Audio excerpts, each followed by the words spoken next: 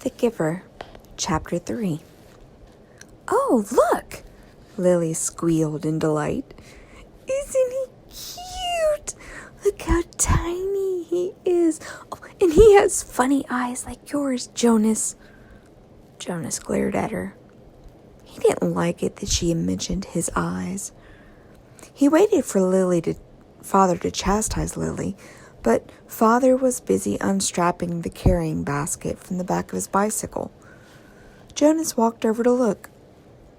It was the first thing Jonas noticed as he looked at the new child peering up curiously from the basket. The pale eyes. Almost every citizen in the community had dark eyes.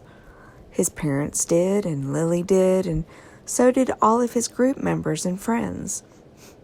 But there were a few exceptions.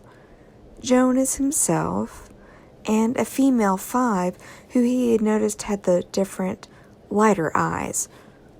No one mentioned such things. It was not a rule, but was considered rude to call attention to things that were unsettling or different about individuals. Lily, he decided, would have to learn that soon, or she would be called in for chastisement because of her insensitive chatter. Father put his bike into its port. Then he picked up the basket and carried it into the house. Lily followed behind, but she glanced back over her shoulder at Jonas and teased, "Maybe he had the same birth mother as you." Jonas shrugged. He followed him inside, but he had been startled by the new child's eyes.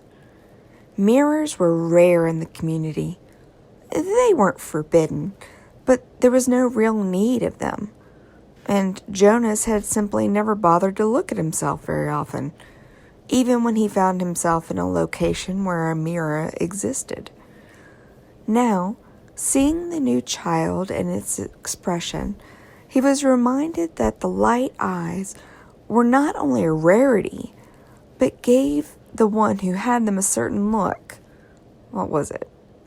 Depth, he decided, as if one were looking into the clear water of the river, down to the bottom, where things might lurk which hadn't been discovered yet.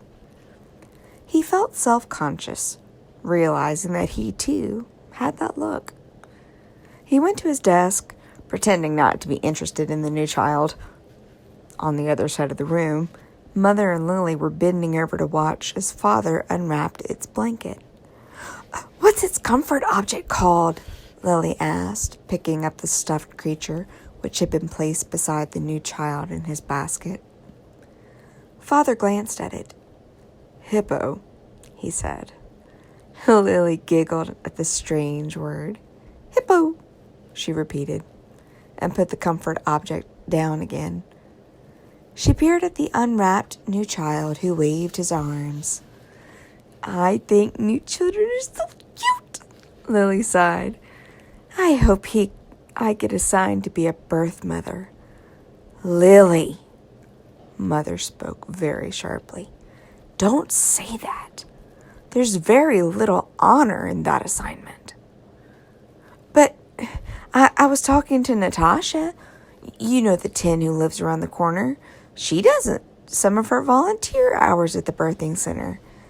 And she told me that the birth mothers get wonderful food. And they have very gentle exercise periods. And most of the time they just play games and amuse themselves while they're waiting." "I think I'd like that," Lily said petulantly. 3 years, Mother told her firmly. 3 births, and that's all. After that, they are laborers for the rest of their adult lives, until the day that they enter the house of the old. Is that what you want, Lily? 3 lazy years and then hard physical labor until you're old? "Well, no, I guess not," Lily acknowledged reluctantly. Father turned the new child onto his tummy in the basket. He sat beside it and rubbed its small back with a rhythmic motion.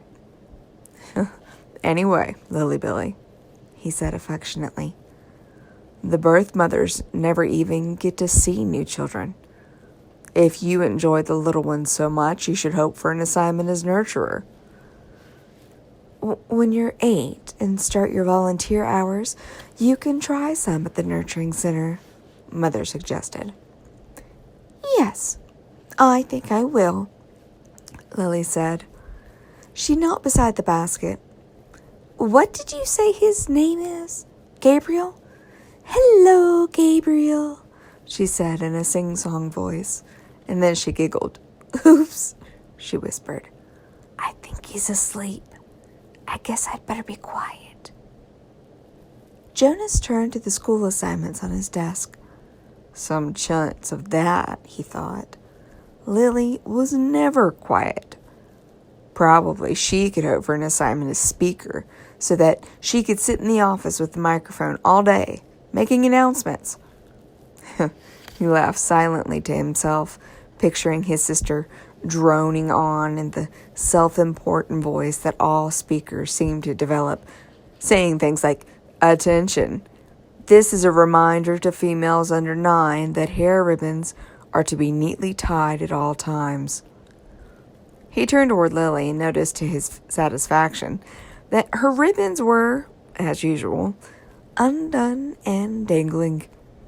There would be an announcement like that quite soon, he felt certain, and it would be directed mainly at Lily, though her name, of course, would not be mentioned.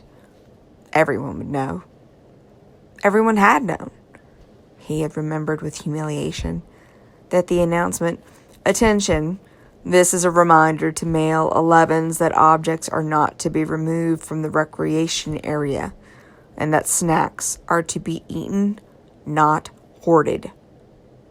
It had been specifically directed at him. The day last month that he had taken an apple home. No one had mentioned it, not even his parents, because the public announcement had been sufficient to produce the appropriate remorse. He had, of course, disposed of the apple and made his apology to the recreation director the next morning, before school. Jonas thought again about that incident. He was still bewildered by it. Not by the announcement or the necessary apology. Those were standard procedures, and he had deserved them. But by the incident itself. He probably should have brought up his feelings of bewilderment that very evening when the family unit had shared their feelings of the day. But he had not been able to sort out and put into words to the source of his confusion. So he had let it pass. It had happened during the recreation period when he had been playing with Asher. Jonas had casually picked up an apple from the basket where the snacks were kept and had thrown it to his friend. Asher had thrown it back and they had begun a simple game of catch. There had been nothing special about it. It was an activity that he had performed countless times. Throw, catch, throw, catch. It was effortless for Jonas, and even boring, though Asher enjoyed it. And playing catch was a required activity for Asher because it would improve his hand-eye coordination, which was not up to standards. But suddenly, Jonas had noticed, following the path of the apple through the air with his eyes, that the piece of fruit had, well, this was the part that he couldn't adequately understand. The apple had changed. Just for an instant. It had changed in mid-air, he remembered. Then it was in his hand, and he looked at it carefully, but it was the same apple, unchanged. The same size and shape, a perfect sphere. The same nondescript shade, about the same shade as his own tunic. There was absolutely nothing remarkable about that apple. He had tossed it back and forth between his hands a few times, then thrown it to Asher, and again in the air for an instant only. It had changed. It had happened 4 times.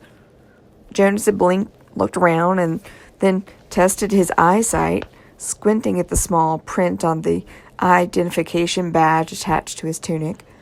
He read his name quite clearly. He could also see Asher at the other end of the throwing area. And, well, he had no problem catching the apple. Jonas had been completely mystified. "Ash," he had called, "does anything seem strange to you, about the apple?" "Yes," Asher called back, laughing. "It jumps out of my hand onto the ground." Asher had dropped it once again. So Jonas laughed too, and with his laughter tried to ignore his uneasy conviction that something had happened. But he had taken the apple home, against recreation area rules. That evening, before his parents and Lily arrived at the dwelling, he had held it in his hands and looked at it carefully. It was slightly bruised now because Asher had dropped it several times, but there was nothing at all unusual about the apple. He had held a magnifying glass to it. He had tossed it several times across the room, watching, and then rolled it out and around on his desktop, waiting for the thing to happen again. But it hadn't. The only thing that happened was the announcement later that evening over the speaker. The announcement that had singled him out, without using his name, that had caused both of his parents to glance meaningfully at his desk where the apple still lay. Now, sitting at his desk, staring at his school book, as his family hovered over the new child in its basket, he shook his head, trying to forget the odd incident. He forced himself to arrange his papers and try to study a little before the evening meal. The new child, Gabriel, stirred and whimpered, and Father spoke softly to Lily, explaining the feeding procedure as he opened the container that held the formula and equipment. The evening proceeded as all evenings did in the family unit, in the dwelling, in the community. Quiet, reflective, a time for renewal and preparation for the day to come. It was different only in the addition to it of the new child with his pale, solemn, knowing eyes.